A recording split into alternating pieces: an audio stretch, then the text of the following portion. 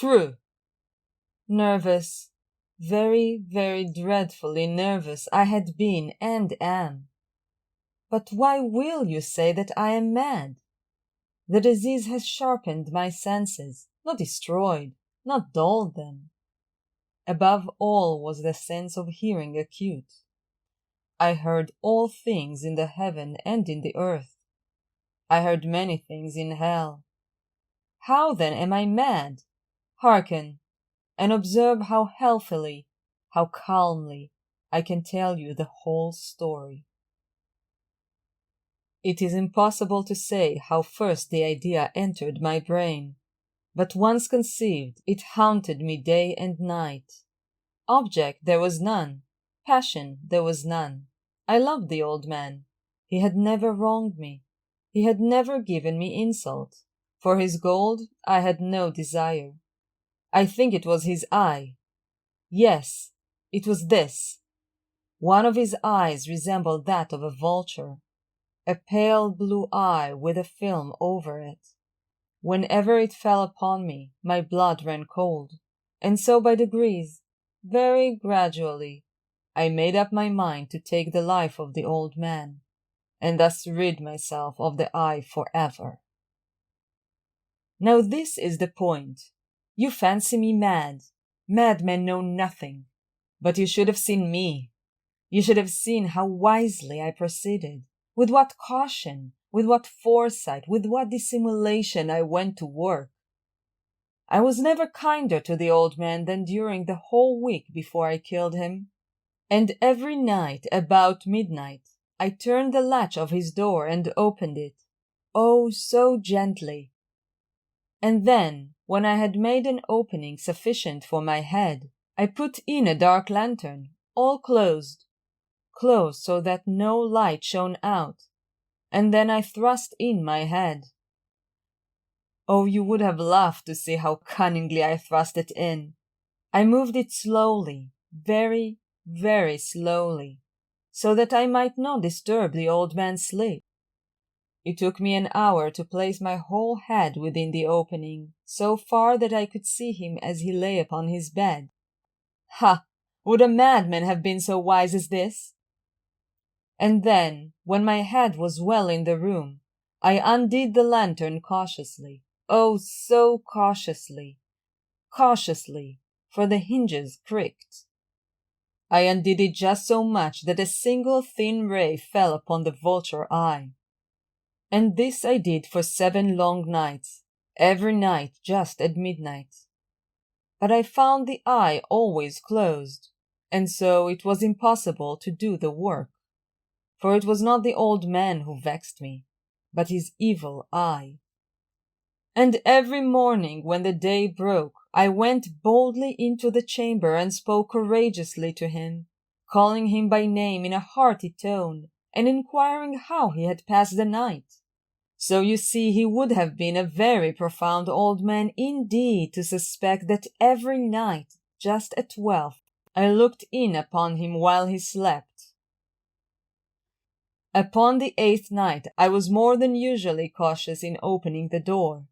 A watch's minute hand moves more quickly than did mine. Never before that night had I felt the extent of my own powers, of my sagacity. I could scarcely contain my feelings of triumph. To think that there I was, opening the door little by little, and he not even to dream of my secret deeds or thoughts. I fairly chuckled at the idea, and perhaps he heard me, for he moved on the bed suddenly, as if startled. Now you may think that I drew back, but no. His room was as black as pitch with a thick darkness, for the shutters were close fastened through fear of robbers. And so I knew that he could not see the opening of the door, and I kept pushing it on steadily. I had my head in and was about to open the lantern, when my thumb slipped upon the tin fastening, and the old man sprang up in the bed, crying out, "Who's there?" I kept quite still and said nothing. For a whole hour I did not move a muscle, and in the meantime I did not hear him lie down. He was still sitting up in the bed listening, just as I have done, night after night, hearkening to the death watches in the wall. Presently I heard a slight groan, and I knew it was the groan of mortal terror. It was not a groan of pain or of grief. Oh no, it was the low, stifled sound that arises from the bottom of the soul when overcharged with awe. I knew the sound well. Many a night, just at midnight, when all the world slept, it has welled up in my own bosom, deepening, with its dreadful echo, the terrors that distracted me. I say I knew it well. I knew what the old man felt and pitied him, although I chuckled at heart. I knew that he had been lying awake ever since the first slight noise, when he had turned in the bed. His fears had been ever since growing upon him. He had been trying to fancy them causeless, but could not. He had been saying to himself, "It is nothing but the wind in the chimney. It is only a mouse crossing the floor, or it is merely a cricket which has made a single chirp." Yes, he had been trying to comfort himself with these suppositions, but he had found all in vain. All in vain. Because death, in approaching him, had stalked with his black shadow before him and enveloped the victim. And it was the mournful influence of the unperceived shadow that caused him to feel, although he neither saw nor heard, to feel the presence of my head within the room. When I had waited a long time, very patiently, without hearing him lie down, I resolved to open a very, very little crevice in the lantern. So I opened it. You cannot imagine how stealthily, until at length a single dim ray, like the thread of a spider, shot from out the crevice and fell upon the vulture eye. It was open, wide open, and I grew furious as I gazed upon it. I saw it with perfect distinctness, all a dull blue with a hideous veil over it that chilled the very marrow in my bones.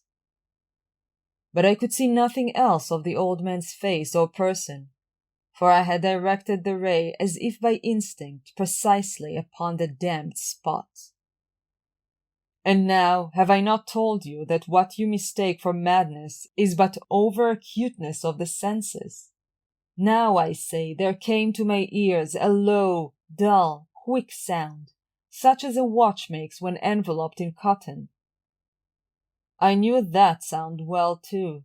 It was the beating of the old man's heart. It increased my fury, as the beating of a drum stimulates the soldier into courage. But even yet I refrained and kept still. I scarcely breathed. I held the lantern motionless. I tried how steadily I could maintain the ray upon the eye. Meantime the hellish tattoo of the heart increased. It grew quicker and quicker, and louder every instant. The old man's terror must have been extreme. It grew louder, I say, louder every moment. Do you mark me well? I have told you that I am nervous. So I am. And now, at the dead hour of the night, amid the dreadful silence of that old house, so strange a noise as this excited me to uncontrollable terror. Yet for some minutes longer I refrained and stood still, but the beating grew louder.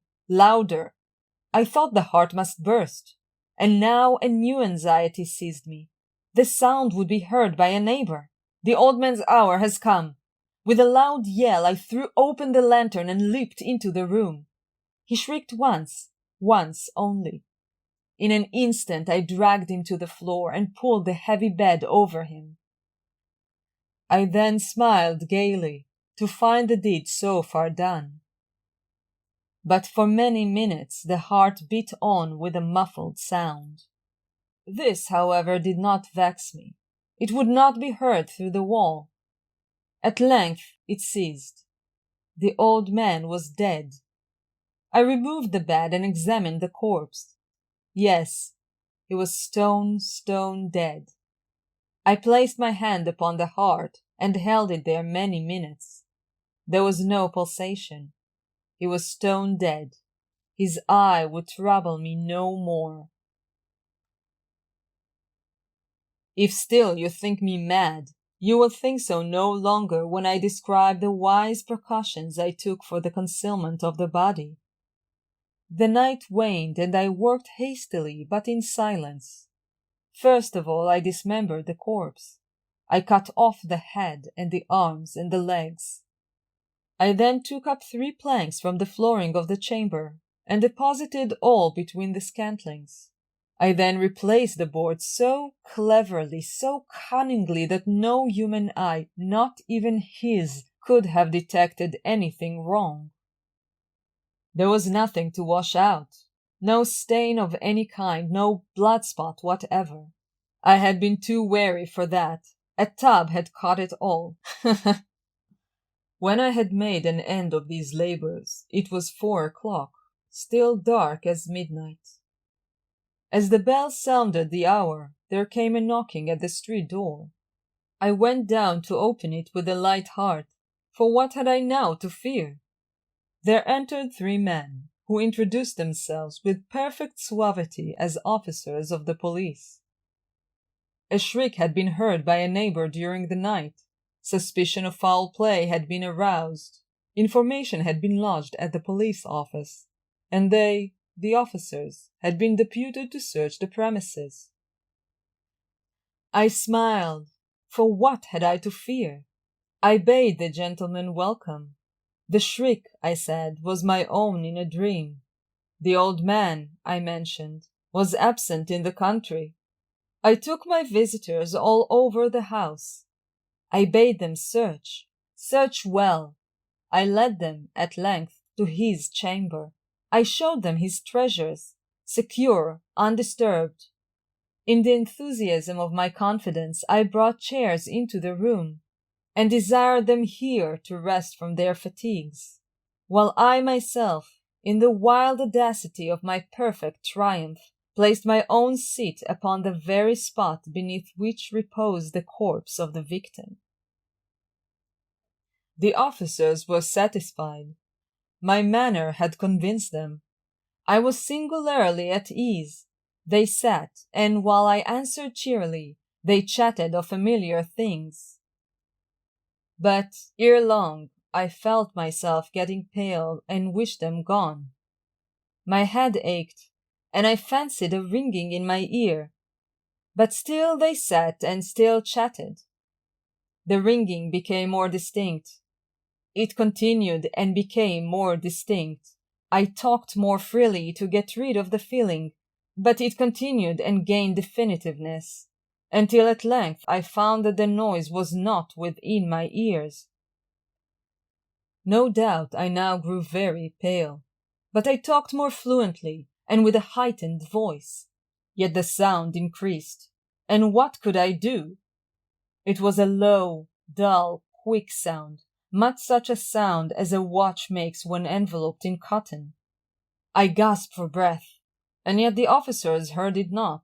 I talked more quickly, more vehemently, but the noise steadily increased. I arose and argued about trifles in a high key with violent gesticulations, but the noise steadily increased. Why would they not be gone?